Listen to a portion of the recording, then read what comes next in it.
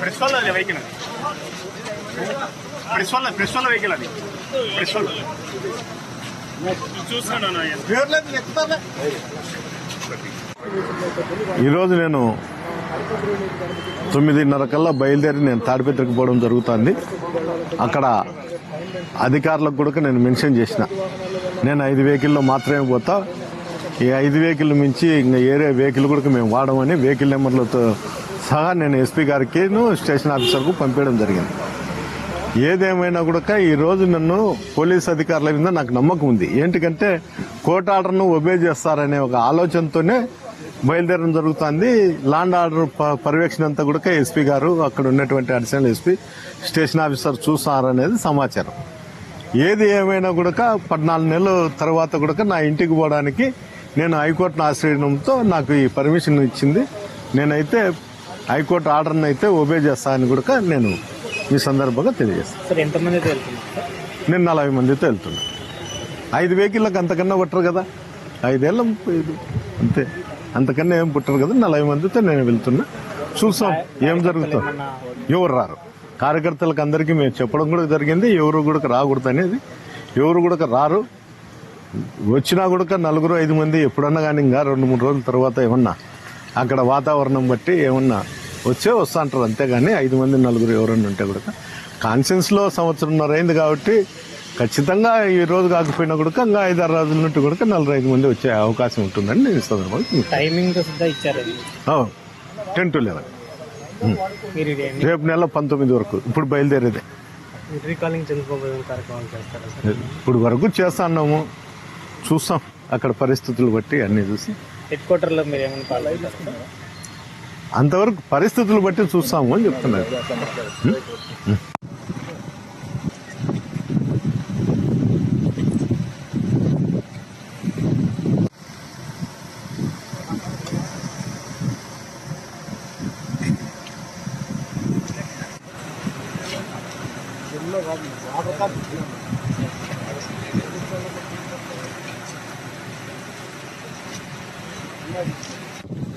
సోకరణ అయిపోకొచ్చాను.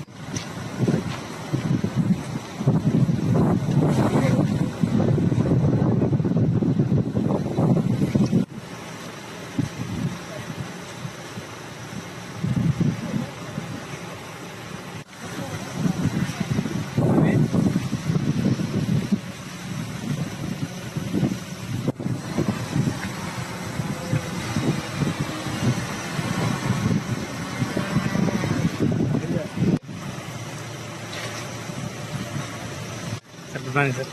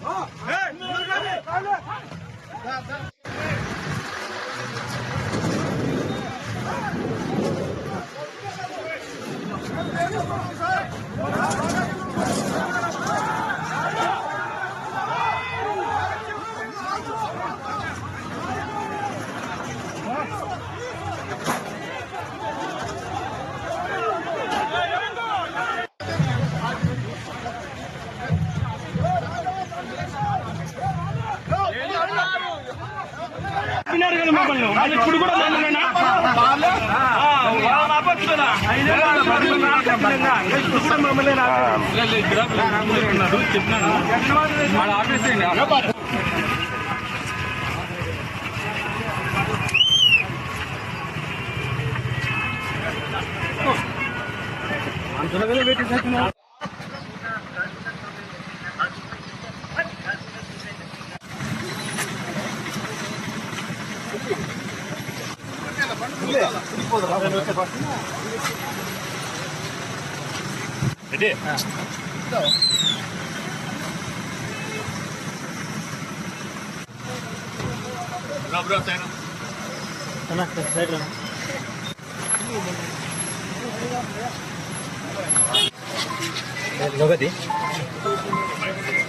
ప్రతి ఒక్కరూ తప్పనిసరిగా యూట్యూబ్లోకి వెళ్ళి కడప వార్తను లైక్ చేయండి, సబ్స్క్రైబ్ చేయండి.